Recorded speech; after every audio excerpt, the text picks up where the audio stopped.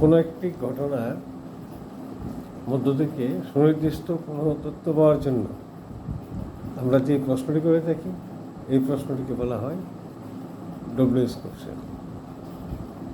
আমরা সচরাচর yes no question কিংবা ইন্টারোগেটিভ সেন্টেন্স সহজে গঠন করতে পারি, কিন্তু ডব্লিউএস কোশ্চেন করতে গিয়ে আমাদের একটু ব্যবস্থা নিতে হয়। যেমন তন্নি রিডস এ ম্যাগাজিন, যদি আমরা এই বাক্যটির মাঝখান থেকে তন্নি কী পড়ছে, তন্নি কী করছে, অথবা কে ম্যাগাজিনটি পড়ছে, এই ধরনের কোনো প্রশ্ন করতে চাই, এই ধরনের প্রশ্ন হবে ডব্লিউএস কোশ্চেন। এই কোশ্চেন করার জন্য কোশ্চেনের উত্তরে যদি আমরা সাবজেক্ট পাই, এটাকে বলা হবে কোশ্চেন ফর সাবজেক্ট। এই কোশ্চেনটি করা অতি সহজ, শুধু সাবজেক্টটিকে যথাযথ একটি ডব্লিউএস ওয়ার্ড দিয়া রিপ্লেসমেন্ট করলেই এই কোশ্চেনটি হয়ে যায়। যেমন তন্নি রিডস এ ম্যাগাজিন, এই জায়গায় তন্নির স্থলে হো, যেহেতু একটি ব্যক্তিবাচক নাউন, তন্নির স্থলে হবে হো, হো রিডস এ ম্যাগাজিন। কিন্তু যখনই আমরা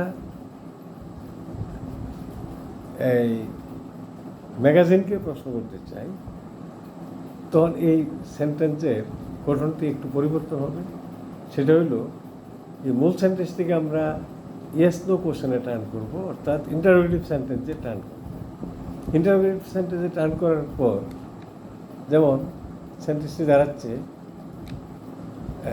ডাস Tonni read a magazine, does Tonni read a magazine.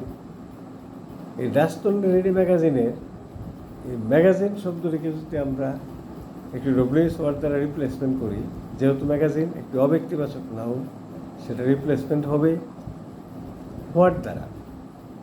What does Tonni read, what does Tonni read, এটি হবে কোশ্চেন, তন্নি কী পড়ে।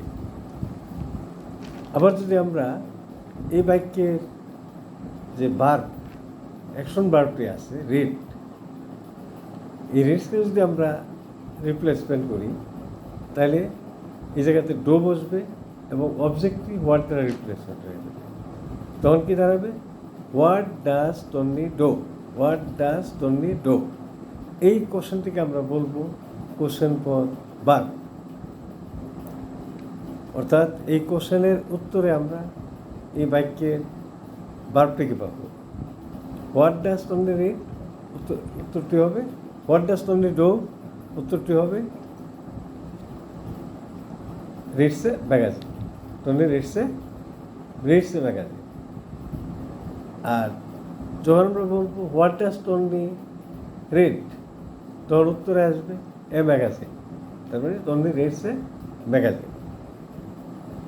তাহলে এই বাক্যে সাবজেক্ট আছে, অ্যাকশন ভার্ব আছে এবং একটি অবজেক্ট আছে। এই তিনটি কোশ্চেন করা যায়।